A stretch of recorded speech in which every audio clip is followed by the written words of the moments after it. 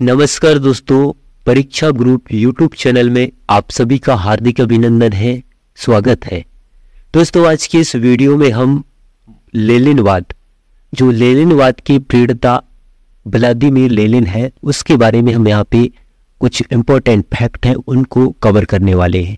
तो दोस्तों, वीडियो को अंत तक देखिए, काफ़ी इम्पोर्टेंट फैक्ट मैं आपके लिए लेके आया हूँ। तो सबसे पहले मैं यहाँ पे लिखा है मार्क्सवादी विचारधारा के चिंतक। जिस प्रकार से मार्क्सवादी विचारधारा के चिंतक जो प्रमुख वैज्ञानिक समाजवाद के जनक कहलाने वाले कार्ल मार्क्स हैं, वो वर्ग संघर्ष, तानाशाह, बुर्जुआ, पूंजीपति यानी कि पूंजीवाद और निर्धन, ये सारी चीज़ों पर अपनी जो भाव व्यक्त किए हैं, अपने अवधारणाएं प्रस्तुत की है, उसी से कहीं मिलता जुलता इसका भी कुछ अवधारणाएं हैं, उसके समर्थक हैं। कौन? यहाँ पे लेनिन। तो ये कहना चाहिए तो मार्क्सवादी विचारधारा के प्रमुख चिंतक भी माने जाते हैं और कम्युनिस्ट पार्टी के संस्थापक हैं लेनिन, जो रूस में 70 साल तक शासक किया, 70 साल तक सत्ता में रहा कम्युनिस्ट पार्टी, उसकी संस्थापक है। इसके अलावा रूसी क्रांति 1917 में हुआ, उसकी भी एक अहम भूमिका निभाई है लेनिन। इसके अलावा लेनिन का पूरा नाम है व्लादिमीर इलिच उलियानोव लेनिन। तो दोस्तों, ये काफ़ी इंपॉर्टेंट फैक्ट मैं इसमें शामिल किया हूँ। इसके अलावा इसका जो कार्यकाल है, इसका कार्यकाल माना जाता है 1870 से 1924 तक का माना जाता है। इतने दिन तक इन्होंने लेनिनवाद की, कहना चाहिए तो अवधारणाएं, कई ऐसे चीज़ों पे इन्होंने अपना अवधारणाएं प्रस्तुत किया, अपना कहना चाहिए तो योगदान दिया। दोस्तों, आगे हम देखते हैं इसके कुछ महत्वपूर्ण फैक्टों के बारे में। यहाँ पे देखेंगे हम, सबसे पहले लिखा है मैंने मार्क्सवादी सिद्धांत। यहाँ पे मार्क्सवादी सिद्धांत में लेनिन का योगदान, यहाँ पे लेनिन है, दरअसल लेकिन लिखा गया है। मार्क्सवादी सिद्धांत पे लेनिन का प्रथम योगदान है साम्राज्यवाद का सिद्धांत। साम्राज्यवाद के सिद्धांत को ये मानते क्या है? दरअसल पूंजीवाद की उच्चतम व्यवस्था। साम्राज्यवाद क्या है? पूंजीवाद की एक सर्वोच्च व्यवस्था है पूंजीवाद। जिस प्रकार से पूंजीवाद और एक कहना चाहिए तो निर्धन वर्ग, कार्ल मार्क्स ने समाज को दो वर्गों में विभाजित किया था, उसी प्रकार से ये सर्वोच्च किसको माना है? पूंजीवाद को माना है। अगला जो इनका सिद्धांत है वो है दल सिद्धांत। What is to be done, इसके प्रमुख पुस्तक है, इसमें ये दल सिद्धांत का उल्लेख किया है और इसमें कुछ कहना चाहिए तो एक महत्वपूर्ण पंक्ति कहा है लेनिन ने।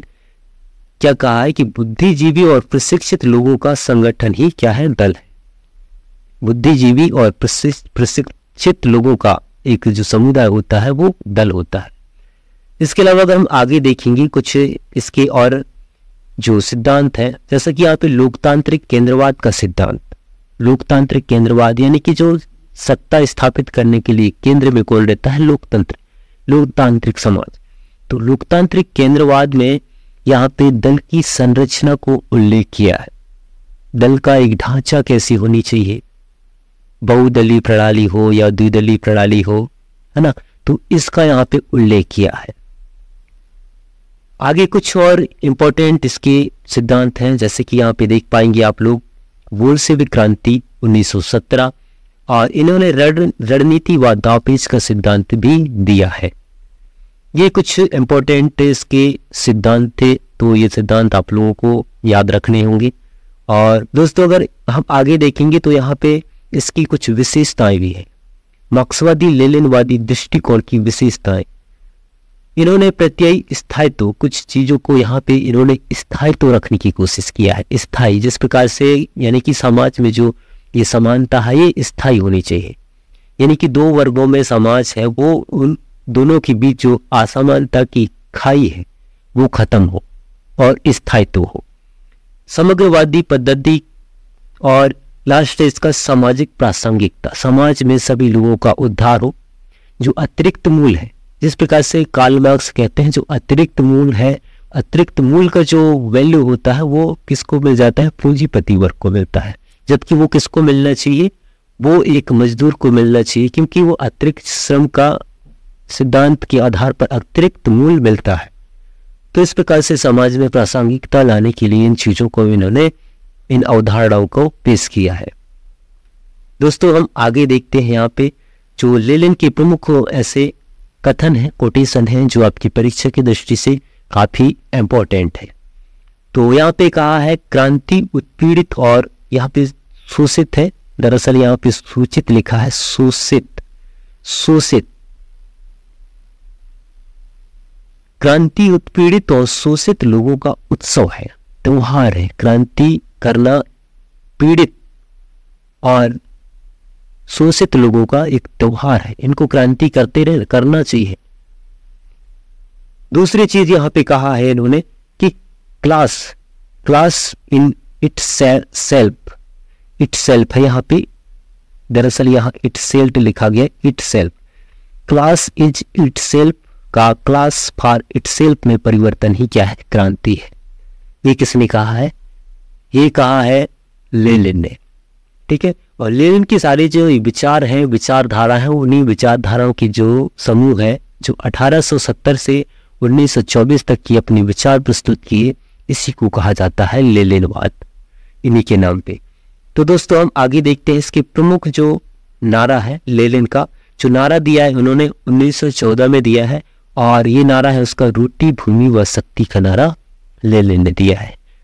रोटी, भूमि और शक्ति, ये तीन चीज शामिल की है अपने नारे में। दोस्तों यहाँ पे देखेंगे हम, अब देख लिए हम इनके जो प्रमुख कथन देख लिए, प्रमुख कोटेशन। अब देखेंगे यहाँ पे जो इसके सारे पुस्तक हैं, इंपॉर्टेंट कृति कहना चाहिए, तो उनको देखेंगे और उनका ईयर भी देखेंगे। यहाँ से भी प्रश्न बनते हैं आपके। तो दोस्तों यहाँ पे लिखा है सबसे पहले में मेटेरियलिज्म एंड इम्पीरियोक्रेटिसिज्म, 1909 में इस पुस्तक का प्रकाशन हुआ।